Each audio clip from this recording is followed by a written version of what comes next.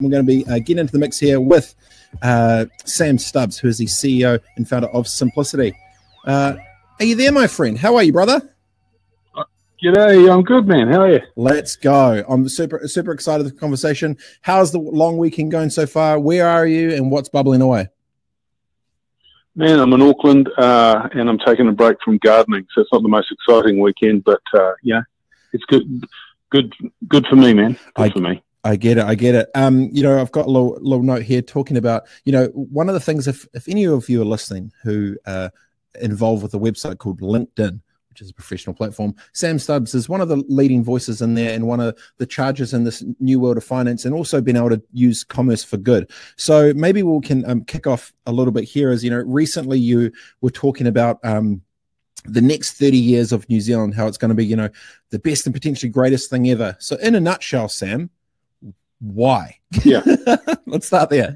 Well, yeah, absolutely. Yeah. Well, look, in 100 words or less, right? Look at what happened in Australia, right? Back in the 1980s when they started saving in their superannuation funds.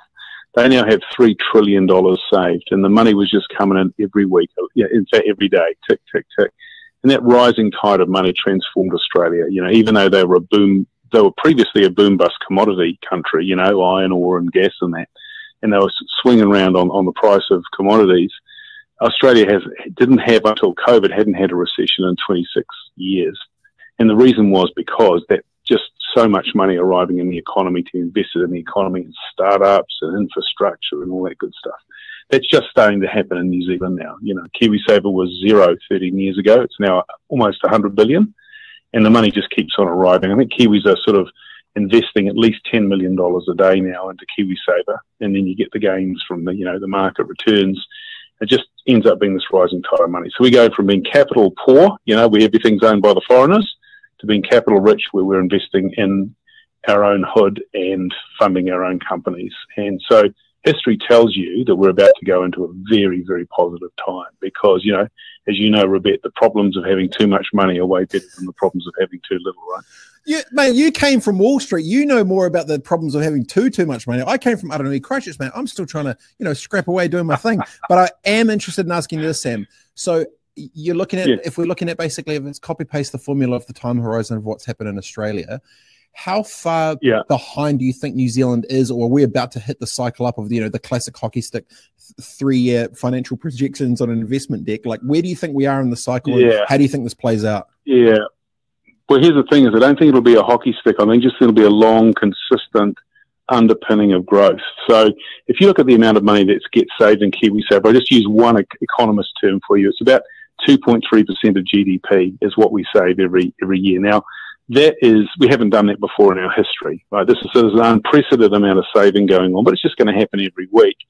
So I don't think that you'll see any, you know, tidal wave of change, but I think you'll look back and you'll say, wow, that was actually a little bit better than I thought, And we've actually seen that during COVID, and we saw it before COVID, where people were, you know, quote, surprised by the strength of the economy. Well, that's not a surprise to me at all. That's what happens when you actually start saving and investing, which is what the country's now doing, you know, large scale. Because previously, the only saving and investing we've done is in rental houses, right, residential housing. Well, now there's this thing called KiwiSaver. Oh, look, I'll give you an example, right? We fund 61 startups in New Zealand now. These are companies that wouldn't have got money from KiwiSaver because it didn't exist 13 years ago. They would have had to go and cap in hand over to your part of the world right now, or, you know, basically they tap out all their friends and family. Suddenly a lot more money is available for high growth companies in New Zealand funded by New Zealanders. So there's a whole lot of like good stuff. There will be no earthquake. There'll be no magic moment. There'll be no aha, time here, but people will actually just start noticing things getting a little bit better. And that's going to happen for a very long period of time. It's really, really cool. So in terms of the investment strategy, when this cash comes through, how has the headspace shifted in terms of at the board level, the C-suite level, in terms of diversification, where all this capital starts to get deployed? Like, how do you feel the I guess the thought process or the potential risk appetite and going potentially into, you know, these tech plays, whatever? How's the headspace been in leadership with money in this last little bit, or how do you think it's changing? Well, look. I think in the tech space and the startup space, you've started to see a lot more domestic money, right? You know, tech startups don't have a problem raising money in New Zealand if it's a good idea, whereas, you know, 5 or 10 years ago they had a lot of problems. So I think that's okay. It's a relatively small amount of money when you think of it in the context of the hundreds of billions of dollars in KiwiSaver. The real problem here, Robett, and this is where government's got to step in, is that we can't put any money into infrastructure. And so right now, of the average dollar invested in KiwiSaver and say a sort of a balance or growth fund, about 70% of that gets invested offshore.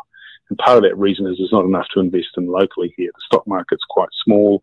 Tech companies only need so much money. There's no big infrastructure place. You know, we can't go and sort of fund the building of, you know, roads or power transmission grids or water or anything like that. So the government needs to do a shift in perception, which is to say that just because you're selling it to somebody, it doesn't mean you can't sell it to somebody good. And so domestic investors, KiwiSaver funds, could end up actually funding a lot of this, like they do in Singapore, like they do in Australia. But we've sort of inherited this thing that, you know, if you sell it in the market, you're selling it to foreigners, and we're selling the family silver and all those sorts of attitudes. There's a bunch of that is true, but now we have the opportunity to invest in the hood in scale via KiwiSaver, but you need to change perceptions a little bit about that. You know, KiwiSaver managers have got to want to do it, and I know they do because we do. The others will follow suit. Governments have got to realise that that money is great money to partner with. That'll take a while. But it will happen because it's just so much money. So you thinking that 70% going offshore in terms of those investments that are consolidated up are going to flip and then ideally try and get localized? Do you think there's going to be enough bravery to sort of switch that, or do you think it's going to sort of stay like that for a little while? Or, you know, where do you think the best sort of opportunities are next going to be in the next 10? Like, how's your headspace there?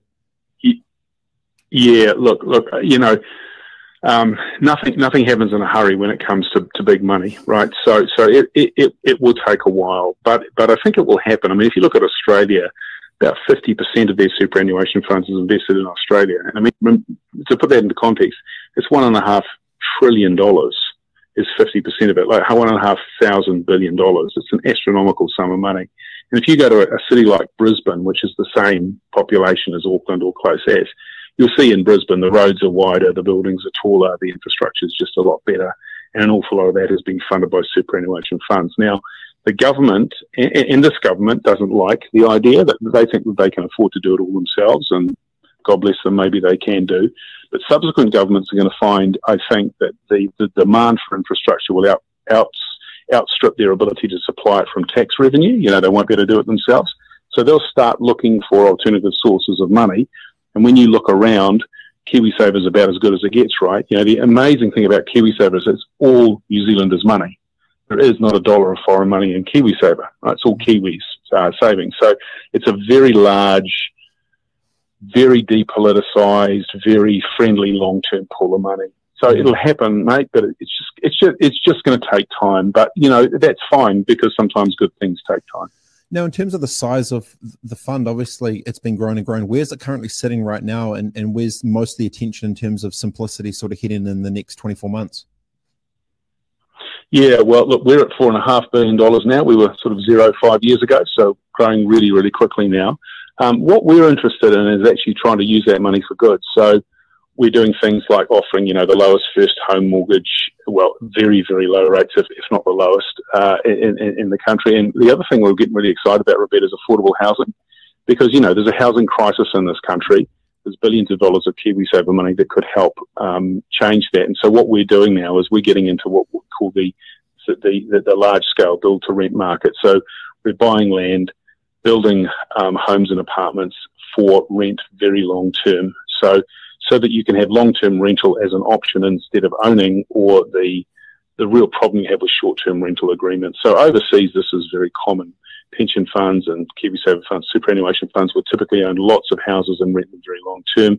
We're looking to do long-term affordable rents and you know, and do it in scale. So there's some exciting stuff to invest in. You kind of have to invent it yourself. You know, I think we're the first KiwiSaver fund doing this in any sort of scale, but it's not a new idea. It's just new to New Zealand. It's very well proven overseas. So those sorts of things really start to excite us. And also, you know, we've committed $100 million into tech and startup companies in New Zealand, and we're going through the process of investing in that now. And, you know, there's some amazing companies out there. I mean, I'm very, very optimistic about New Zealand, not only because of the amount of money coming in from KiwiSaver, but also the type of companies that are setting up here. I mean, some of them are just incredible. It's so awesome and epic to see. But before we go, I want to ask you this. Now, you have, you know, you've almost had sort of two lives, right? Like you've had a previous life, you know, doing the big money thing, and now you've kind of flipped at the other side. You've got this amazing, you know, company that's now, you know, 4.5 billion fund. You're giving away all this money. You kind of this massive sort of give back pull piece. And, you know, 50, 70, 80 years, you know, we'll probably both be gone burgers. How do you feel, or what do you think about in terms of like impact and legacy for the almost this new vehicle of good money that's going to create for New Zealand? How do you think about, I guess, legacy a little bit in terms of that feeling? Like, where's your head at with that? Yeah, no, absolutely. So simplicity is absolutely not me. There were 4 founders, 4 of us who founded it, and there are now, you know, 24 staff and 65 volunteers. But we designed it to last well over 100 years. So we make it owned by a charity. So charity owns a non-profit company, and that does everything. The great thing about that, Robett, is that, like, because it's a non-profit company, it'll never make a dollar, right? Because it never makes a dollar profit for itself. It'll make lots of money for members, but never for itself. Because it doesn't make a dollar, it won't be worth a dollar. And if it's not worth a dollar, it won't be bought or sold, ever. So it's designed to last intergenerationally, pretty much like, you know, Southern Cross and medical insurance. Well, it's been around for 75 years. It has massive market share. It has a huge competitive advantage. So we're very much copying that model. So if you thought about us as sort of the Southern Cross of finance, you wouldn't go too far. But, you know, the most important thing about that, mate, is that is designed to completely outlive me. I'm just going to be a small cog in what will hopefully be a very successful and large business over time, which will just make lots and lots of New Zealanders a lot wealthier, and that'll give them the options and dignity in life that they should have. I love it, man. It's super cool seeing the, I guess, you know, chestnut checkers playing the intergenerational game. And, you know, when you've got enough leverage now, exactly to what we talked about, you know, plenty of times before, is, you know, when that number starts to get over $1 billion, 2 billion, and 3 billion, now you're at 4.5, you know, you start to have a bit more weight in terms of the impact of the type of plays that you start to do. So it's, I really appreciate your time jumping on. I know you're a very busy man. I'll let you get back to your gardening. And when I get back, we'll be catching up for sure, man. But really appreciate your time, Sam. Cheers, mate. Thank you very much. See you. Bye. Sure, brother. That was Sam Stubbs, CEO and founder at Simplicity. KiwiSaver, amazing, good human, doing great things. And if you don't follow him on LinkedIn, I 150,000% think that you should, because he's one of probably the only ones in New Zealand to be brave enough to genuinely put well-articulated thoughts in terms of the New Zealand, the economy, all sorts of money matters and bits and pieces. And for someone like myself, you know, failed high school, couldn't get into university, but I'm very passionate about these type of things. I learn a lot just through being able to read and see what is up to there. So big props to the bro Sam Stubbs for jumping on. This is Today